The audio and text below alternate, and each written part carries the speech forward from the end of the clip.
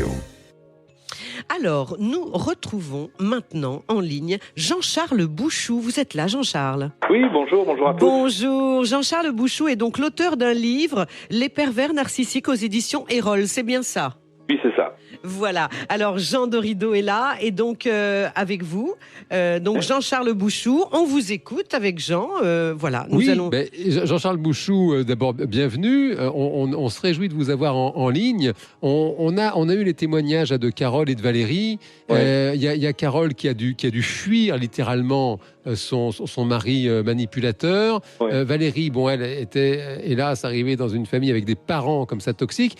Qu'est-ce que vous pourriez donner comme conseil, on en parlait avec Liane Folly tout à l'heure, pour reconnaître une relation toxique, pour se rendre compte le plus tôt possible qu'on a affaire à une personne pervers narcissique manipulatrice? Comment faire?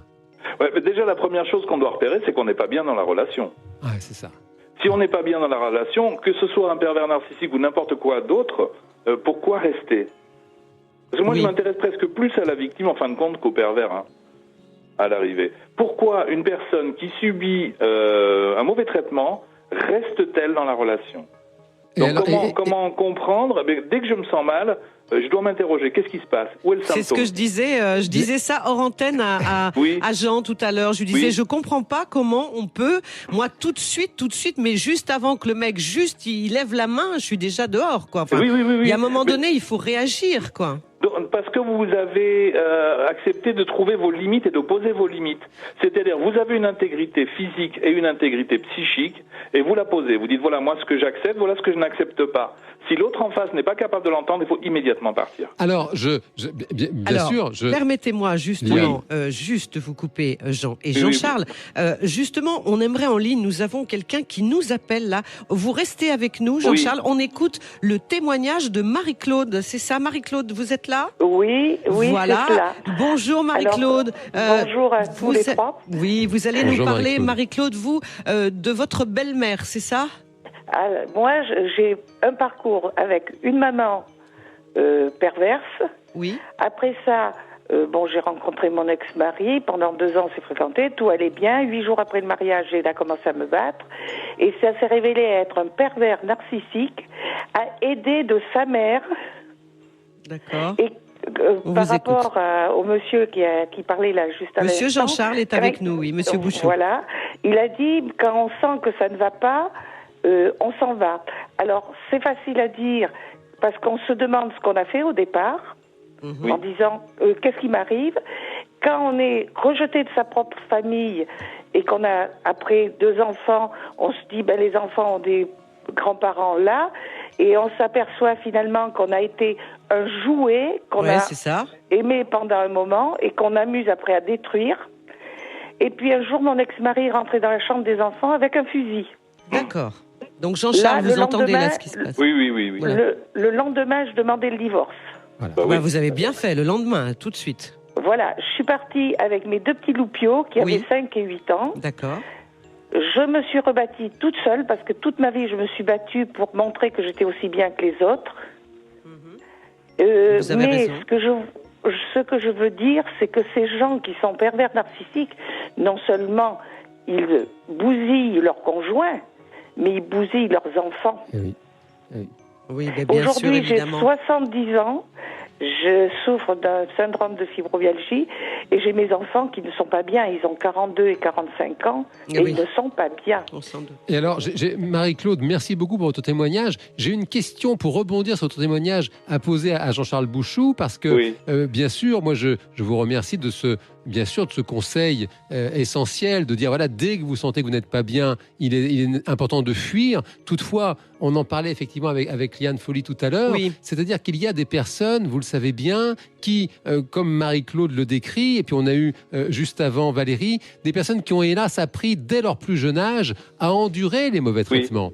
Et donc c'est la question, comment faire pour aider ces personnes qui ont été un peu, je dirais, conditionnées depuis l'enfance à se faire maltraiter. Là, si vous pouvez nous donner une clé pour les aider, là, c'est vraiment quelque chose en or. Comment faire? Une clé. Mais tout mon propos actuellement, c'est dire, il est nécessaire de devenir le sujet et le seul sujet de sa propre vie. Qu'est-ce qui est bon pour vous? Qu'est-ce que vous désirez? Alors évidemment, en psychanalyse, d'abord, on va travailler sur un déconditionnement, en fin de compte, hein, oui, une déprogrammation. Oui, absolument. Parce qu'on a été programmé par nos parents pour accepter des choses. Et voilà, oui, voilà. C'est ça. Voilà. J'entendais une personne qui disait s'être fait violer. Alors, elle a dit non au monsieur qui n'en a pas tenu compte. Et après, elle se tourne vers moi, elle me dit, mais je me suis demandé si c'était normal. Eh oui. Elle ne le condamne pas, elle se pose la question, est-ce que c'est normal ou pas? Ben Si oui. c'est normal, Mais il y on avait continue. récemment l'actrice Karine Viard qui était à la télé l'autre soir chez Laurent Delahousse et elle a dit la même chose. Elle a été violentée sexuellement, physiquement et elle pensait que c'était normal. Voilà. C'est ça. Et on a tout moi aussi, dans mon adolescence, j'ai vécu des choses pas très agréables et on pense que c'est normal pour nous faire aimer. On pense que l'homme, on pense que c'est ça. D'autant plus que le pervers narcissique est passé expert dans l'art de faire croire à l'autre, de dire mais c'est toi qui as un problème, c'est pas moi. C'est tout son jeu. Hein. N'est-ce pas? Voilà, c'est ça qui est C'est tout effrayant. son jeu, c'est-à-dire que lui, son but, si j'ose dire, le but des mécanismes pervers narcissiques, c'est de faire porter toute culpabilité à l'autre, donc de s'en laver. Quelqu'un qui utilise massivement des mécanismes pervers narcissiques ne sait pas ce qu'est la culpabilité parce qu'il la fait porter à un tiers. Jean-Charles Bouchou, vous avez écrit donc Les pervers narcissiques aux éditions Erol. Je suis désolée, nous sommes obligés de nous quitter. Malheureusement, je pense qu'on va faire un deuxième round là-dessus. Oui, je crois que le sujet, je pense hélas, mardi prochain. suffisamment riche. Merci Jean Dorido et on dit merci à Marie-Claude, on l'embrasse, on remercie tous les gens qui ont été formidables aujourd'hui et mardi prochain on refait une deuxième partie de pervers narcissiques, je pense. Dorido. Bonjour Liane Folly. Comment ça va? Eh bien, excellemment bien et vous-même? Oh, ça va très très bien. Donc Jean, vous êtes avec nous aujourd'hui, une fois de plus, je l'ai dit, parce que la semaine dernière, on a eu énormément d'appels et de questions par rapport aux pervers narcissiques. Mais oui, écoutez Liane, c'est vrai que c'est un peu effrayant et en même temps c'est un fait, c'est un sujet qui est très très concernant. Je crois qu'on a tous été plus ou moins en lien avec des pervers narcissiques manipulateurs. Et puis, si, ma foi, on essaye de balayer un peu devant notre porte, on se manipule tous un peu les uns les autres. Donc, un petit peu, oui. Voilà, parfois sans faire exprès. Donc, de toute façon, nous sommes tous concernés, je crois. Écoutez, en tout cas, vous êtes avec nous, Jean. Nous rappelons que vous êtes psychologue, hypnothérapeute et que vous avez également créé cette application Zenfi où on peut aller pour se méditer, c'est ça? Exactement, pour se faire du bien, voilà, développer la capacité à lâcher prise, à mettre justement un peu de distance entre soi-même et les événements, et c'est vrai que ça fait du bien. Ah oui, en tout cas, vous restez avec nous, on a un grand bonheur. On attend tous nos auditeurs au 0826 300 300 et on se retrouve dans un court instant. Sud Radio, chacun sa folie, 16h, 18h, Liane Folly. Chacun sa folie sur Sud Radio. Moi, je suis avec Jean Dorido aujourd'hui. Nous allons parler des pervers narcissiques. Et tout de suite, je vais accueillir sur l'antenne monsieur Jean-Charles Bouchou. Bonjour Jean-Charles. Bonjour Liane, bonjour à tous. Vous allez bien? Oui, alors, très bien. Cher Jean-Charles Bouchou, qui donc est l'auteur du livre Les pervers narcissiques aux éditions Erol. Et nous allons pouvoir reprendre notre grand débat que nous avions la semaine dernière, en compagnie de Jean Dorido, tous ensemble, et attendre évidemment les questions qu'on se pose. On vous écoute aussi pour nous donner des pistes, parce qu'on ne sait toujours pas parfois comment on les reconnaît, les pervers narcissiques. Dites-moi tous les deux alors. Comment est-ce qu'on les reconnaît? La semaine dernière, vous m'aviez posé la question. Oui, c'est vrai, mais c'est quand on se sent mal. Se sent mal, ah oui. L'important, à mon avis, plutôt que de chercher à l'extérieur, qu'est-ce que je vais pouvoir découvrir chez l'autre qui va me montrer qu'il n'est pas bien, ça serait bien de trouver à l'intérieur de moi de quoi j'ai besoin, oui. et pourquoi je me sens mal dans cette relation, et pourquoi est-ce que je la continue si elle est mauvaise pour moi. C'est ça. Oui, vous m'intéressez plus, vous, en tant que sujet, plutôt que le pervers narcissique. Bien sûr. Et alors, si je peux compléter effectivement ce que vient de dire Monsieur Bouchou, c'est qu'il y a aussi quelques... Alors, dites-moi ce que vous en pensez d'ailleurs, Jean-Charles Bouchou. Oui. Il me semble qu'il y a quelques indices qui peuvent peut-être quand même aider les personnes qui nous écoutent pour détecter les pervers narcissiques manipulateurs. C'est qu'il y a quand même ce trait assez caractéristique lorsque la personne, vraiment, ça n'est jamais de sa faute. Hein. Quoi qu'il arrive, c'est jamais elle. Elle ne s'est jamais trompée. Ce sont quand même, dans les cas les plus graves, des personnes qui sont capables, par exemple, si vous voyez, je ne sais pas, un intérieur comme ça, vous allez au restaurant ensemble et l'intérieur est bleu, voilà, bon, c'est original, et vous lui dites c'est bleu, elle dit mais pas du tout, ah non, mais voilà, et puis là il va vous dévaloriser, il vous dit mais non, mais là franchement, mais ma pauvre fille, mais vraiment il n'y a que toi pour croire que c'est bleu, parce que l'intérieur bien sûr est rouge, et si vous retournez, parce que ça va très loin, si vous retournez au restaurant et vous dites tu vois, je te disais bien que c'est bleu, et la personne va vous dire bah, évidemment que c'est bleu. Tu croyais que c'était rouge l'autre jour. C'est moi. C'est des personnes qui n'ont jamais. Ils rendent fous, ils vous rendent cinglés. Est-ce qu'on peut dire ça quand même, Jean-Charles Bouchou? Oui, bien sûr. Il y a un psychiatre états-unien qui a écrit un livre qu'il a intitulé L'effort pour rendre l'autre fou. C'est ça. Voilà. On est bien d'accord. C'est ça. Ça, c'est assez effrayant parce que effectivement là on revient. Alfred Hitchcock en a fait des films, magnifiques. Oui, sur les pervers narcissiques. La maison du Dr Edwards. La maison du Dr Edwards. Extraordinaire film avec des décors de Dali. Salvador Dali qui avait fait les décors et on voit la fille, c'est effrayant, qui devient cinglée tellement le type la rend folle. Exactement. C'est ce genre de choses. On en retrouve beaucoup d'ailleurs dans le cinéma ce thème qui a été très très très et toujours d'ailleurs que ce soit des très anciens films ou contemporains. C'est-à-dire que oui, c'est vrai que c'est une thématique, c'est ce qu'on disait tout à l'heure avec vous, Liane, en introduction de cette émission, c'est quelque chose qui nous active. D'abord, c'est un fait que, là je ne sais pas si M. Bouchou me rejoindra, ça m'intéresse de le savoir, nous manipulons tous un peu les uns les autres. C'est-à-dire qu'en fait, bien sûr. On est d'accord. Mais c'est pas bien grave. Je veux dire, quand vous vous maquillez, quand vous mettez un bel habit pour séduire quelqu'un, ça ne veut pas dire que vous êtes quelqu'un de mauvais pour autant. Exactement. Non. Voilà, c'est bon de le rappeler. Et en même temps, ça veut dire, si on va au bout du raisonnement, on est un peu déjà dans la manipulation. Vous parlez de masque, c'est vrai. On se maquille, on met un masque, c'est normal. On a envie de plaire, donc on se montre son meilleur jour. Et en même temps, on n'est pas dans la pathologie. En fait, il en va des pervers narcissiques comme du reste. C'est que nous avons tous des traits finalement de psychopathologiques en nous. Simplement, c'est la différence entre une personne, je dirais, comme tout un chacun, et une personne malade. C'est que il y a des personnes chez qui ce trait est tellement, je dirais, extrême qu'elles en sont malades et donc elles font souffrir les autres. C'est ça le problème. Le problème, il n'est pas tellement qu'il cherche à nous séduire, il est que dès qu'il y a un problème, il va vous le faire porter. Et c'est là qu'il nous rend fous. C'est ça. Et vous donniez l'exemple tout à l'heure d'un restaurant bleu ou rouge, mais imaginez qu'on vous reproche d'être brune si vous êtes blonde ou d'être blonde si vous êtes brune. Qu'est-ce que vous pouvez faire? Et là, c'est effrayant. Ça, c'est vrai. Ça, vous avez raison. Si vous allez aller chez votre coiffeur, vous êtes brune et vous allez dire, je vais me faire teindre en brune. Oui. Et le coiffeur va vous regarder, mais va vous dire, mais vous êtes folle, quoi. C'est exactement ça. J'avais une cliente d'ailleurs qui avait souffert d'une relation comme ça avec un pervers narcissique et qui me disait, lorsque elle s'habillait de façon quelconque, il lui reprochait, elle disait, mais tu n'es pas assez féminine, tu te mets pas en valeur. Bon, alors ça lui faisait de la peine. Donc ensuite, elle se mettait à son avantage. Bien sûr. Et là, elle disait, mais vraiment, mais tu fais tout ce que tu peux pour exciter les hommes. C'est effrayant. Quoi qu'on fasse, on a tort. Il n'y a rien qui va alors. Il n'y a rien qui va. Non, c'est très très dur. Il n'y a jamais rien qui va. On se sent traqué, on se sent sans... On n'est jamais tranquille, en fait. Ouais, et on est dans le déni de la réalité.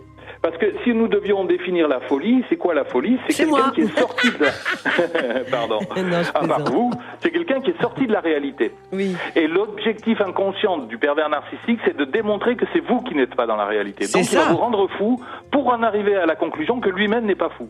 Et alors, j'ai une question, vous qui êtes un spécialiste du sujet. Est-ce que quand même, on peut dire que ça vient quand même, pardon, c'est une tarte à la crème en psychologie, mais c'est quand même souvent la réalité. Est-ce que ça vient quand même d'une enfance qui a été souvent très maltraitante quand même pour ces gens-là? Souvent oui, dans un sens ou dans l'autre. C'est-à-dire non bien traitante. Parce que vous savez, un enfant que vous portez au nu et à qui vous permettez tout et n'importe quoi, ça n'est pas de la bientraitance. Et oui, bien sûr, il a besoin du cadre. Et oui, bien sûr, c'est une autre forme, bien sûr. C'est quelqu'un qui se veut supérieur à la loi. C'est quelqu'un qui se veut plus fort que celui qui est censé édicter la loi. Alors, donc il va tout faire pour démontrer que c'est toujours lui qui a raison, que de toute façon les autres sont des imbéciles, etc. Alors si je comprends bien, ça veut dire que ces enfants effectivement extrêmement choyés, ces enfants rois comme on dit, peuvent devenir des pervers narcissiques. Est-ce que par ailleurs, moi j'ai eu des clients comme ça qui ont vraiment souffert, ça existe, d'avoir vraiment des parents très maltraitants, qui les dévalorisent en permanence. Est-ce que ça peut, sous forme de mécanisme de défense, est-ce que ça pourrait pas donner quand même des pervers narcissiques plus tard ? Oui, bien sûr, puisque le problème, c'est le rapport à la loi. Voilà, donc, soit, dans un cas, la loi ne peut pas être entendue parce qu'elle n'est pas dite. Un père absent, un père absent. Mais dans l'autre sens, un père maltraitant qui crie tout le temps et qui donne sans cesse 10 fois par jour des ordres au risque de recevoir la fessée, on n'est pas dans l'éducation, on est dans la survie. Bien sûr. La loi n'est pas vraiment entendue. D'accord, donc ça peut donner aussi des pervers narcissiques pour se protéger, bien sûr. Dans les deux extrêmes, oui, tout à fait. Alors, bien sûr qu'on parle souvent dans le sens homme-femme, mais femme-homme existe énormément aussi. Enfin, on est à égalité, là. À l'identique. à l'identique. Oui. Simplement, et une femme... hommes ont honte et n'osent pas en parler. Alors, oui, c'est ça. Les hommes ont honte. Qu'est-ce qu'ils font, les hommes? Ils se laissent faire. Quand ils ont une compagne pervers narcissique, qu'est-ce qu'elle leur fait? Elle leur demande de faire un peu... leur femme, je sais pas, je vous pose des questions, mais un peu leur femme de ménage, je sais pas. Elles sont un peu boniches, les pauvres garçons, ils font quoi? J'ai connu un cas comme ça. Mais, moi aussi, j'en connais un. Des cris, des menaces, et puis ces injonctions paradoxales. Vous savez, le pervers narcissique parfaitement réussi, il est sympathique. Bien sûr. Il ne crie jamais. Ah ouais. Ah oui. Jamais il ne lèvera la main. Beaucoup de personnes ont mal compris mon livre et confondent les violeurs, les psychopathes avec des pervers narcissiques. Bien sûr. Chez le violeur et chez le psychopathe, il y a des traits pervers narcissiques, on ne peut pas dire le contraire. Mais le pervers narcissique structurellement accompli, non, il est parfait. Il est parfait, c'est vous qui êtes fou, c'est vous qui portez les symptômes et il va être adorable avec tout le monde. C'est ça. Et c'est ce qui est effrayant, c'est que bien souvent ces personnes, elles isolent leur proie socialement et c'est compliqué de trouver ce qu'on appelle du soutien social parce que auprès de l'entourage, la personne pervers narcissique, elle est extrêmement appréciée parce que comme dit Monsieur Bouchou, elle est très sympathique, elle est très séduisante et donc quand la personne commence à dire mais tu sais quand même, elle n'est pas commode en réalité. Ah bon, mais enfin comment tu peux dire ça? Cette personne qui est tellement sympa, tellement drôle, ce sont des personnes qui sont très drôles, parce qu'ils aiment tellement séduire, ça c'est l'aspect narcissique, ils aiment tellement séduire, ils aiment tellement qu'on les... c'est ça. Et sur... oui, alors peut-être, Monsieur Bouchou, vous pouvez nous donner des exemples. Liane demandait, moi ça m'intéresse aussi, les hommes victimes de femmes manipulatrices comme ça, concrètement, à quoi ça ressemble? Parce que, par ailleurs, pardon de le rappeler, il y a des hommes qui aiment que les femmes les maltraitent. Mais là, ils en font un jeu. C'est autre chose. Hein, c'est sûr. Mais par ailleurs, les hommes qui sont victimes de femmes comme ça, pervers, narcissiques, manipulatrices, comment ça se concrétise? Bon, on a, comme vous le disiez très bien tout à l'heure, des injonctions paradoxales. C'est-à-dire des injonctions qui vous sont données auxquelles vous ne pouvez pas répondre. Alors ça, voilà, oui, pardon d'expliquer pour tous ceux qui nous écoutent. L'injonction paradoxale, ça rend fou. C'est quand finalement on demande une chose et son contraire en même temps. Hein, c'est-à-dire ici fout le camp. Voilà, c'est ça. C'est l'épouse qui va dire à son mari, mais enfin quand même, tu t'occupes jamais de moi, tu ne me touches pas, etc. Et dès que le type s'approche, écoute, ça va, laisse-moi tranquille. C'est pas possible. Et alors ça, c'est effrayant parce que ça pour le coup, ça rend fou. Ça rend fou. Ça, effectivement, ça rend fou. Donc on est toujours mauvais, tout le temps en train de se justifier, d'expliquer. Alors quelque chose qui sauve, je crois, vous demandiez des trucs tout à l'heure, c'est de comprendre que la personne vous accuse par identification projective. C'est-à-dire qu'il va vous reprocher à vous ce qu'il aurait tellement peur que l'on voit dans lui. Ah d'accord, et si vous remplacez le tu par je, là, tout c'est clair. Là, on comprend tout de suite, bien sûr. Il vous dit, je n'ai pas confiance en toi parce que j'ai peur que tu me trompes. Vous avez affaire à quelqu'un qui pourrait potentiellement être infidèle et qui l'est peut-être. Jean-Charles, on se quitte quelques instants. Jean Dorido, nous revenons tout de suite après la pause. Sud Radio, chacun sa folie, 16h, 18h, Liane Folly. Chers amis auditeurs de Sud Radio, nous nous retrouvons ensemble avec Jean Dorido aujourd'hui et Jean-Charles Bouchou, qui est auteur du livre Les pervers narcissiques aux éditions Erol. C'est bien ça, Jean-Charles? Exactement, oui. Voilà. Et donc là, messieurs, nous allons prendre tout de suite en ligne Emmanuel. Bonjour Emmanuel. Bonjour. Bonjour Emmanuel, vous allez bien? Vous nous appelez d'où? Alors, je vous appelle de Villars-les-Dombes. Villars-les-Dombes, ça c'est à côté de Lyon, c'est dans la région lyonnaise. On y mange des bonnes grenouilles. On y mange des super... Oh non, les pauvres grenouilles. Non, mais c'est vrai. Moi, j'ai ce souvenir quand j'étais enfant et traumatisée parce que j'aime pas trop plus que ça les oiseaux. Bref, mais ça, il faut demander à Monsieur Hitchcock aussi. Allô, docteur. Et en fait, c'est vrai que Villars-les-Dombes, c'est magnifique. Un parc ornithologique. C'est un parc, très exceptionnel. Réputé, vous avez raison. C'est vrai. Très bien. Emmanuel, je vous laisse donc converser avec Jean Dorido et Jean-Charles. Oui. Alors Emmanuel, dites-nous, qu'est-ce qui vous a fait appeler? Moi, je suis sur un groupe Facebook de parents toxiques et pervers narcissiques. D'accord. Et donc j'ai discuté un petit peu avec pas mal de gens. Puis là, j'ai été convoqué un petit peu par votre radio. D'accord. Et qu'est-ce qui vous a fait vous inscrire sur ce groupe Facebook, alors Emmanuel? Alors, c'est moi qui l'ai formé, ce groupe. En fait, moi, je suis issu malheureusement d'une famille avec des parents toxiques. Et une mère qu'on appelle PN aussi, pervers manipulatrice. Ah oui, d'accord. Quel âge avez-vous, Emmanuel ? Alors moi aujourd'hui j'ai 39 ans. 39 ans, et alors je pense que ça peut vraiment aider les personnes qui nous écoutent. Comment vous avez réalisé dans votre histoire personnelle que votre maman était une personne toxique pour vous ? Ça s'est fait à quel âge et comment vous en avez pris conscience ? J'en ai pris conscience malheureusement tard, puisque comme personne PN, malheureusement elle est intelligente en plus, donc les manipulations se faisaient toujours sous les faiblesses de l'enfant, donc qui ont duré chez moi puisque je suis quelqu'un de très sensible. Il jouait malheureusement beaucoup sur la corde sensible en faisant culpabiliser. C'était toujours assez fin, donc on arrivait toujours finalement à aller à leurs exigences. Et en payant le prix de notre propre personne, dans le sens où nos avis ne valent rien au final, puisque de toute façon il faut aller à l'avis du parent. Et si jamais on n'est pas à l'avis, on est qualifié de quelqu'un de moi j'ai été le rebelle de la famille, simplement parce que j'avais mes idées, j'étais un petit peu différent. Et du coup, moi j'étais qualifié de rebelle, celui qui obéissait pas à sa mère, à son père, qui décevait et compagnie. Les autres ont malheureusement été beaucoup sous la coupe. Vous avez combien de frères et sœurs, Emmanuel ? Alors on est 6. Ah oui, vous êtes une famille nombreuse. Oui. Dans la fratrie, vous êtes à quelle place ? Moi je suis le 3e. Le 3e, d'accord. Et aujourd'hui, donc, si je comprends bien, vous êtes un petit peu, toujours un petit peu ostracisé, c'est-à-dire que vos 5 frères et sœurs, eux, font un petit peu alliance avec vos parents, alors, c'est ça ? Alors voilà, disons qu'il y en a 2 qui sont sortis, c'est moi et mon frère Pierre-Henri. D'accord. Et lui, il est sorti en premier, il avait fait un courrier à mes parents leur disant un petit peu leur cas de vérité.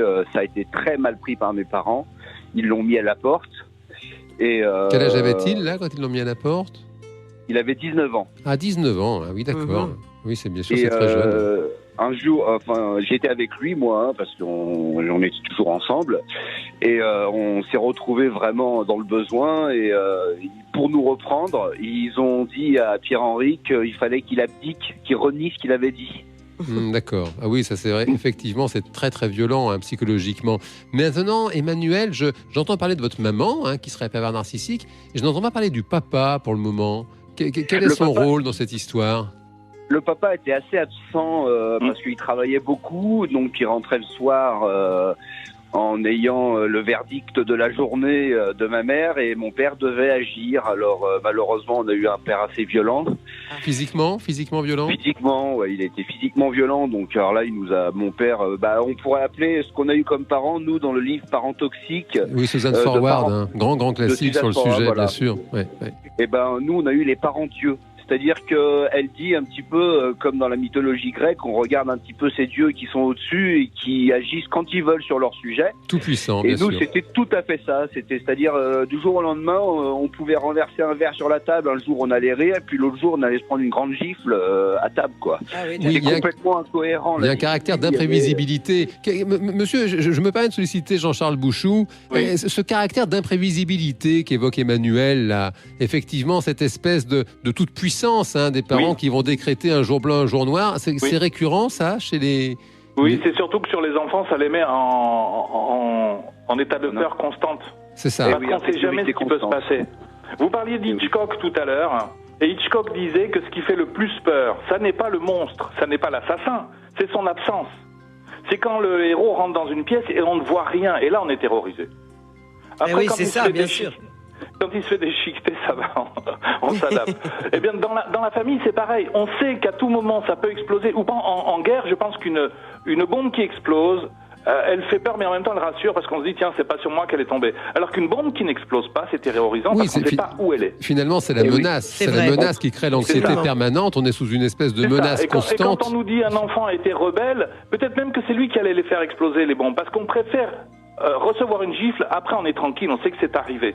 Plutôt que de se dire à tout moment ça peut exploser. Ça vous parle ça, Emmanuel, ce qu'évoque M. Bouchou ? Ah oui, exactement. Ce qu'il dit en fait, c'est que on est en fait dans l'attente constante que la bombe elle explose, puisque finalement on est en insécurité totale. Ce qui qui crée malheureusement chez l'enfant de grands troubles de l'attachement parce qu'il est plus du tout en sécurité avec ses parents. Les adultes peuvent lui nuire. Donc forcément, lui, il se protège et en grandissant, il grandit avec des névroses terribles. Moi, ça fait 15 ans que je suis traité par des psychologues, psychiatres. J'ai été faire... Je fais de l'EMDR, c'est une très très bonne thérapie. Ça vous fait du bien, tant mieux, c'est bien. Ça, on peut rappeler à tout le monde, l'EMDR, c'est une technique avec les mouvements oculaires. Oui, c'est très conseillé pour les traumatismes, justement. Voilà, c'est pour les traumatismes, exactement. Et c'est vrai que ça fait le plus grand bien. Aujourd'hui, Emmanuel, si je peux me permettre une question un peu indiscrète, 39 ans, votre vie, je dirais votre vie affective, comment ça se passe ? Ma vie affective, elle a été malheureusement assez chaotique parce que je me suis marié moi à 26 ans avec une femme que j'ai vraiment aimée. Ça a été mon premier amour. On est restés 10 ans ensemble. Moi, la première grossesse qu'elle a fait, j'ai fait une très grave dépression, la dépression postpartum que souvent font les femmes. Moi, je l'ai fait à la grossesse de mon épouse et j'ai vraiment pété les plombs. J'ai fait une très grave dépression, crise de panique, crise d'angoisse. En 10 jours, j'avais perdu 8 kilos. Je ne dormais plus, je ne mangeais plus. Pour moi, ma vie était finie. C'était terrible. Donc, de ce jour-là, j'ai été traité. Vous êtes remis de cette dépression ? Oui. Je suis en train de me remettre. Là, il y a 5 ans, j'ai refait une dépression pareille à la grossesse pour mon 3e enfant. Bon, comment vont les enfants, Emmanuel ? Les enfants vont très bien. Ça, c'est important. Si j'ose dire, c'est l'essentiel. Voilà. Bon, le papa, on lui souhaite bien sûr de guérir. Évidemment, bien sûr. Maintenant, les enfants vont bien, c'est super. Et l'épouse, sur votre couple, c'est une épreuve, ça, j'imagine, pour votre épouse, d'avoir un mari qui sombre dans la dépression comme ça lors de sa grossesse. Votre malheureusement, mon couple, il a cassé à cause de ça. Ma femme m'a quitté parce que j'étais tellement mal. Moi, j'ai pris beaucoup d'anxiolytiques pour annuler un petit peu la douleur. Et puis, j'étais un peu en légumes, quoi. Et puis, suite à ça, elle est partie. Et puis, ayant eu peur que ça recommence, elle a plus jamais voulu être avec moi. Moi, aujourd'hui, je me suis remarié avec une femme qui a 4 enfants. D'accord. Et j'habite juste à Villars-les-Dombes, justement, juste à côté de mes propres enfants.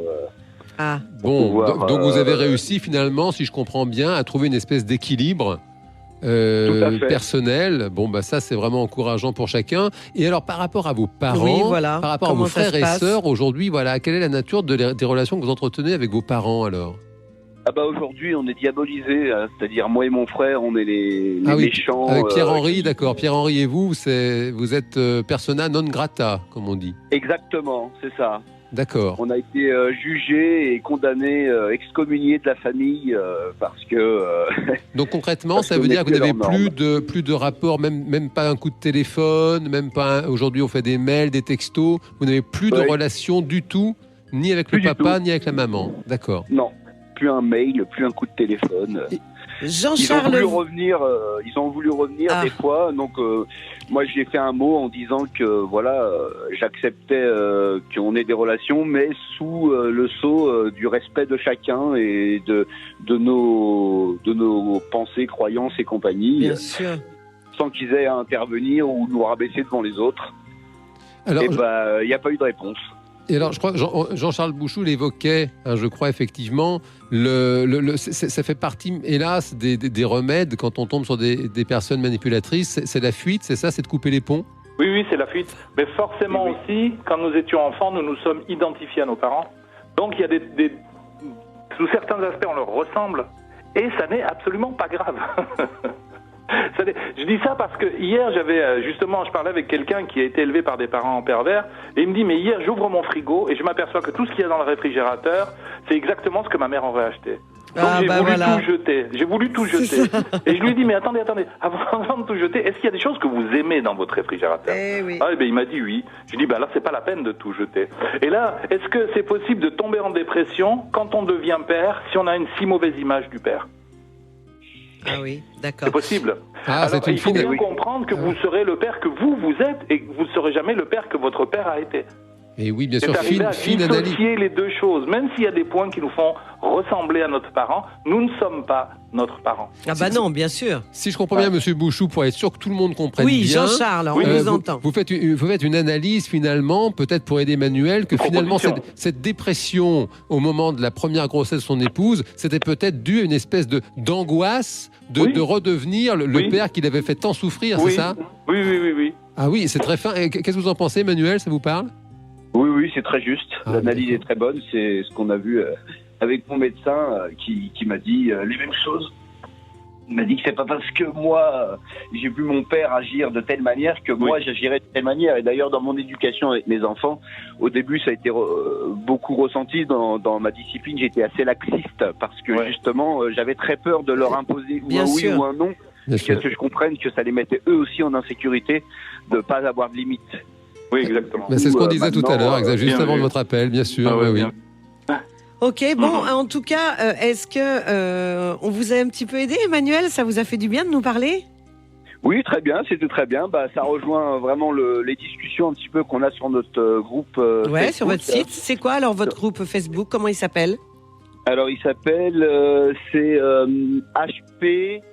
issus de parents toxiques ou pervers manipulateurs. Alors, HP, c'est parce que c'est un groupe particulier et il s'est avéré que moi et mon frère étions surdoués. Avec un HP comme haut potentiel, d'accord. Voilà, haut potentiel. D'accord. Et donc, il y a beaucoup de personnes qui viennent... Là, on est à peu près 1000 sur le groupe et on a vraiment tout à fait ce genre de discussion. Génial. On va aller voir. Vous savez, on s'intéresse beaucoup à tout ce que nos auditeurs nous apportent. Et avec Jean, on va y aller. Jean-Charles aussi, je pense qu'on va aller jeter un coup d'œil, évidemment, sur ce site. Absolument. En tout cas, Emmanuel, on vous remercie énormément pour votre témoignage aujourd'hui. Et donc, on vous souhaite le meilleur surtout.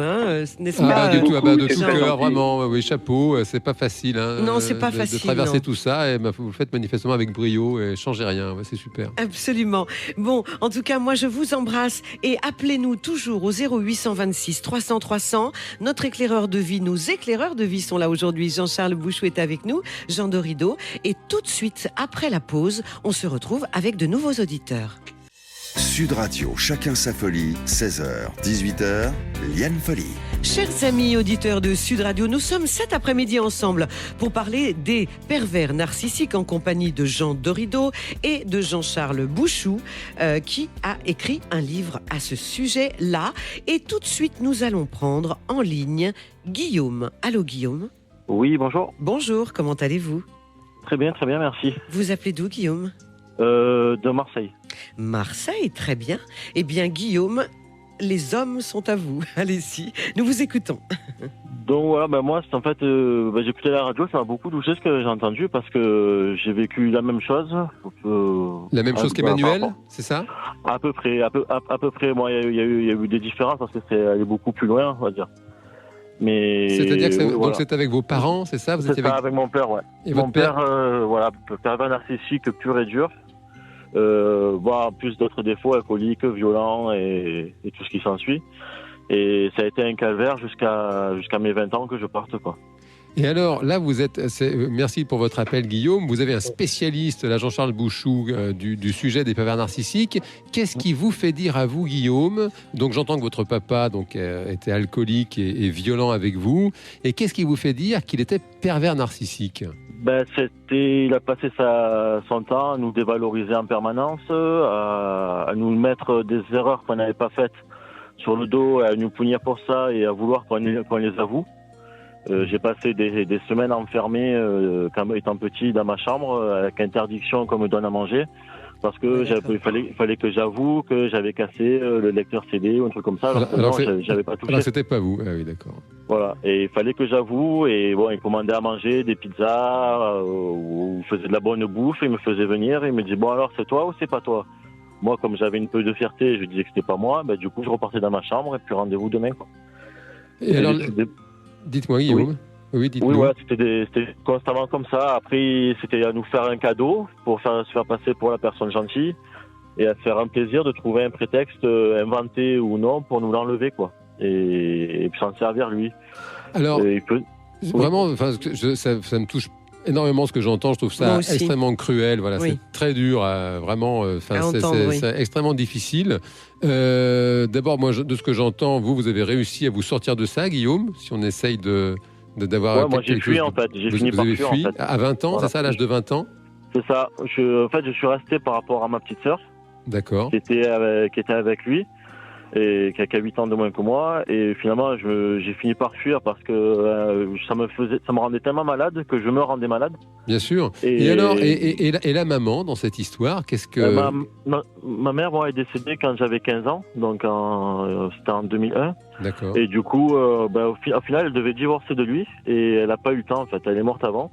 Et du coup, de 14-15 ans à 20 ans, j'ai fait avec lui, quoi. Et c'est à ce moment-là qu'il a commencé à boire, ce moment du décès Non, c'était bien avant. Il était pareil avec... En fait, avant, notre mère faisait fusible.